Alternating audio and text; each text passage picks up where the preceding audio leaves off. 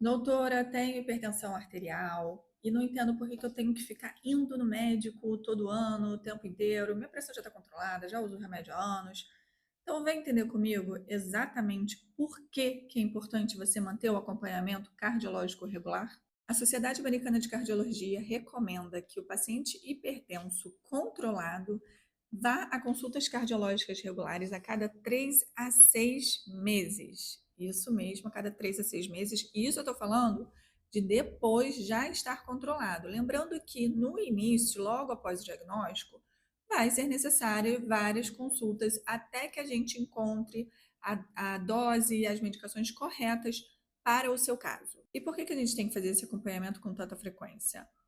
Que é óbvio, para ver se a pressão realmente está se mantendo controlada, e outro é para a gente também vigiar lesões de órgão-alvo. O que é isso?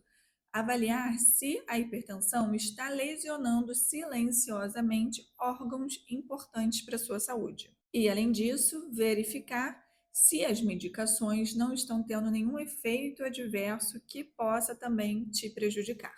Ai, doutora, mas eu tomo remédio para ficar bom e esse remédio pode me fazer mal? Sim, todas as medicações têm potencial efeitos adversos, cada pessoa vai responder de uma forma e a gente precisa sim vigiar isso, não tem jeito. Mas é lógico que o risco da medicação é menor do que o seu benefício, desde que tudo sendo bem controlado e acompanhado. E quais são os exames que a gente solicita nas consultas, porque não é apenas medir a pressão arterial, mas a gente também precisa de alguns exames complementares para a gente vigiar a ação dessa hipertensão no seu organismo. Então, são eles: exame laboratorial de rotina, como hemograma, avaliação da função renal, dosagem da glicose, já que o diabetes junto com a hipertensão vão se potencializar nos efeitos adversos cardiovasculares. Também dosagem do colesterol, porque da mesma forma a dislipidemia nesses pacientes vão ter um potencial de efeitos adversos maior do que em pacientes que não têm hipertensão, tanto que o alvo de colesterol para o paciente que tem hipertensão é menor do que naquele paciente que não tem hipertensão, ou seja, o limite que eu vou tolerar o colesterol no paciente com hipertensão é menor do que naquele que não tem hipertensão.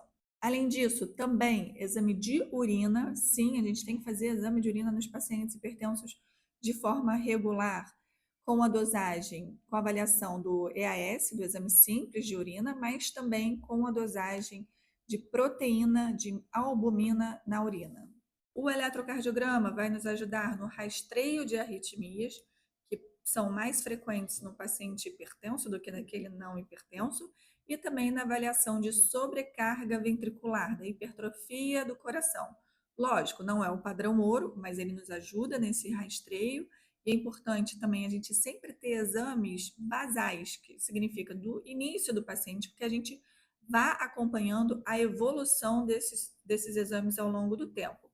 O padrão ouro para a gente avaliar a hipertrofia ventricular é o ecocardiograma.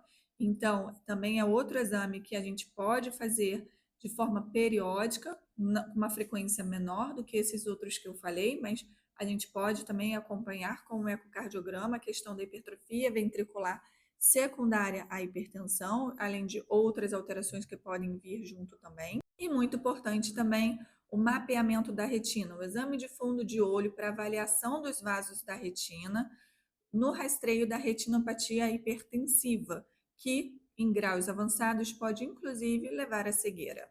Muitas vezes a avaliação da pressão no consultório não é suficiente para a gente avaliar se a pressão do paciente está de fato controlada. Muitas vezes a gente precisa realizar o mapa de 24 horas, que é aquele aparelhinho de pressão que o paciente fica durante um dia inteiro medindo a pressão.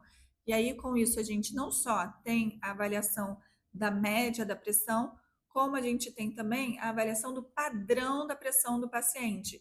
Se ela fica mais alta no período noturno, levando a gente a pensar em alguns outros diagnósticos diferenciais que podem estar causando essa hipertensão, como, por exemplo, a apneia do sono, e a gente consegue, então, ver esse padrão da pressão ao longo de todo o dia e ter certeza se ela está ficando controlada ao longo de todo o dia ou não. E mais um exame é também o teste ergométrico, que não só vai, obviamente, nos ajudar em alguns casos para o rastreio de doença coronariana no paciente que pode ter algum tipo de sintoma que nos deixa na dúvida se há uma doença coronariana ali associada, mas também ver o padrão da pressão arterial durante o exercício físico. Se o paciente, ao fazer esforço físico, ele está conseguindo manter uma pressão arterial adequada ou se está fazendo picos desproporcionais durante o esforço físico. Além disso, nas consultas, a gente tem sempre a oportunidade de conversar com o paciente sobre modificações do estilo de vida que podem ajudar no controle da hipertensão e de outros fatores de risco para doenças cardiovasculares, como se ele está tendo uma alimentação saudável, se ele está dormindo bem, se está tendo a ingestão adequada de sódio, né, não está ingerindo muito mais sódio do que o indicado, se ele está fazendo atividade física, como é que está o seu controle de estresse. Toda consulta é uma oportunidade para a gente também falar dessas questões. E aí, conseguir convencer vocês que todo hipertenso, mesmo que controlado, precisa fazer o acompanhamento cardiológico regular? Espero que sim. Qualquer dúvida, deixem aqui nos comentários que eu vou tentar respondê-los.